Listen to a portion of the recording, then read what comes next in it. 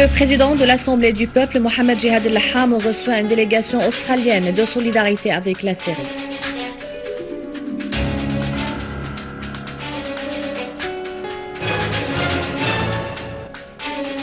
Le ministre de la Santé affirme que le ministère poursuit sa mission de service public malgré les défis terroristes.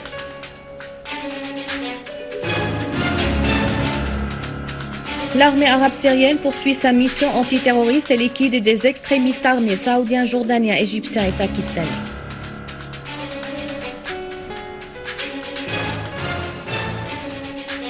Madame Kinda Shamat, ministre des Affaires sociales, le gouvernement œuvre à apporter le secours à tous les concernés dans toutes les régions.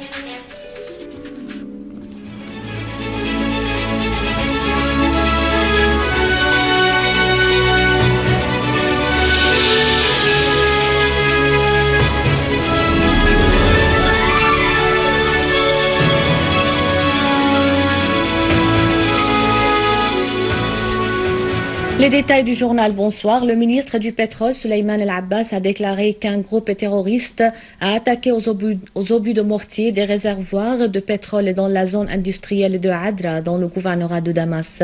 Un des réservoirs a pris feu, ce qui a provoqué une importante émanation de fumée qui s'est propagée dans tout le secteur. Des unités de l'armée arabe syrienne ont détruit un repère d'un gang terroriste dans les fermes de Hajjira, dans la banlieue de Damas, tuant 20 de ses éléments. Par ailleurs, l'armée arabe syrienne a détruit un repère de terroristes à proximité du bâtiment de la municipalité au centre-ville de Douma, ainsi qu'un véhicule chargé d'armes et de munitions à la périphérie de la mosquée d'Al-Hassan à Harasta. Des unités de l'armée arabe syrienne ont liquidé des éléments des groupes terroristes armés, dont 2 Saoudiens à l'est de la Corniche al-Wastani au rond-point du Parlement et à Al-Hammam al-Atiq dans le quartier de Jobar.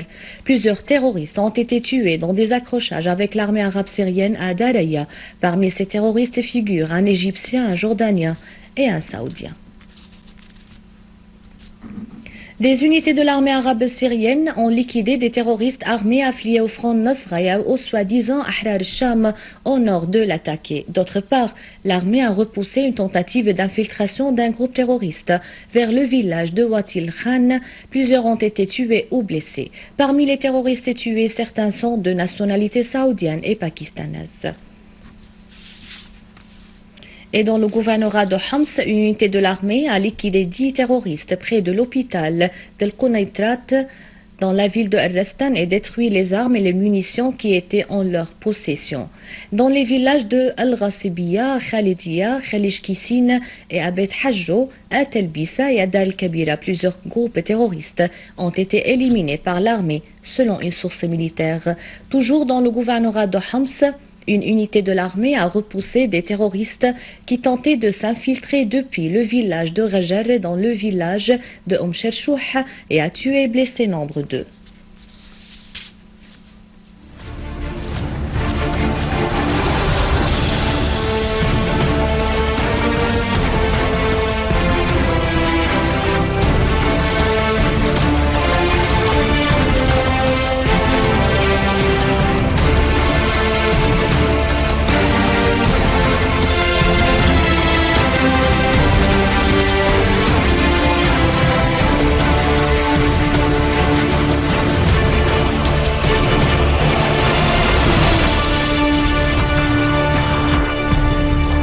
Le président de l'Assemblée du peuple, Mohamed Jihad al-Laham, affirme à une délégation australienne la nécessité de l'existence d'une véritable volonté internationale pour combattre le terrorisme passager, surtout que la Syrie affronte un terrorisme takfiriste de caractère varié à travers le meurtre, l'économie, la politique et les médias. Le président du Conseil du peuple, Mohamed Jihad al-Laham, a affirmé au cours de son entretien avec une délégation de solidarité australienne qui regroupe des académiciens, des chercheurs et des activistes australiens, présidée par le professeur Tim Anderson, la nécessité de l'existence d'une véritable volonté internationale pour combattre le terrorisme et pour stigmatiser ses financiers et ses parrains, dont en premier lieu l'Arabie saoudite qui œuvre en vue de vulgariser la doctrine wahhabite takfiriste dans le monde et prononce les fatwas appelant à l'effusion du sang des innocents et justifie des attentats terroristes qui visent les citoyens paisibles. M. Al-Laham a souligné que les pays conspirateurs contre la Syrie ont procédé depuis le début de la crise à imposer un blocus inique visant les produits de première nécessité. Il a en outre précisé que les pays occidentaux qui ont soutenu la résolution 1373 en 2001 au sujet de la lutte contre le terrorisme sont les mêmes qui appuient les terroristes et ferment les yeux sur le rôle de l'Arabie saoudite dans leur financement et leur entraînement. Anderson a pour sa part indiqué que la visite de la délégation vise à prendre connaissance de près et d'enquêter sur l'engagement des citoyens australiens dans les combats aux côtés des gangs terroristes et de connaître les partis ou les pays qui leur offrent le soutien financier, militaire et logistique. Le ministre de la Santé, Saad Naïf, a appelé au cours de son entretien avec la délégation australienne les organisations internationales et les ONG à agir en vue de lever le blocus économique imposé au peuple syrien et de forcer les pays soutenant des bandes armées à mettre un terme au ciblage des institutions médicales, des ambulances et des convois de médicaments.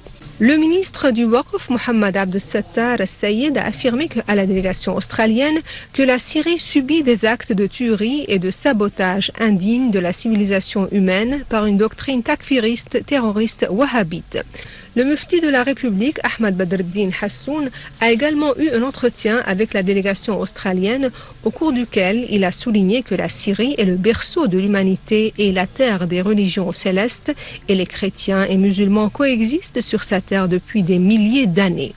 Les membres de la délégation ont exprimé leur appui à la Syrie et leur disposition à défendre ce pays contre la guerre lancée à son égard, saluant la cohabitation religieuse en Syrie. La ministre des Affaires sociales, Kinda Chommat, a affirmé que les aides de secours octroyées par la campagne européenne Fidélité représentent un appui humanitaire important au peuple syrien.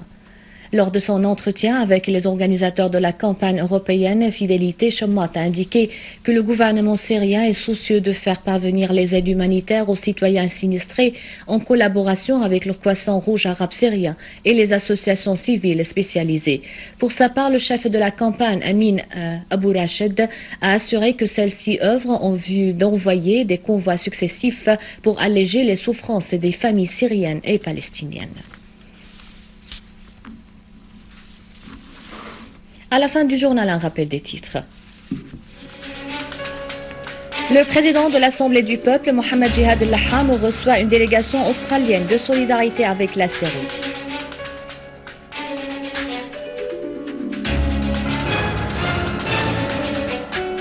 Le ministre de la Santé affirme que le ministère poursuit sa mission de service public malgré les défis terroristes.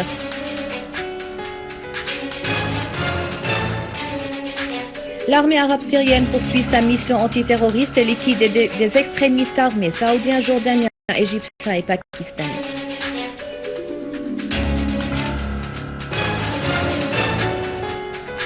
Madame Kinda Chommat, ministre des Affaires sociales, le gouvernement œuvre à apporter le secours à tous les concernés dans toutes les régions. C'est la fin du journal. Merci de l'avoir suivi. À rappeler, veuillez visiter le site internet syriaonline.sy pour revoir ce journal et davantage d'informations. Merci bien.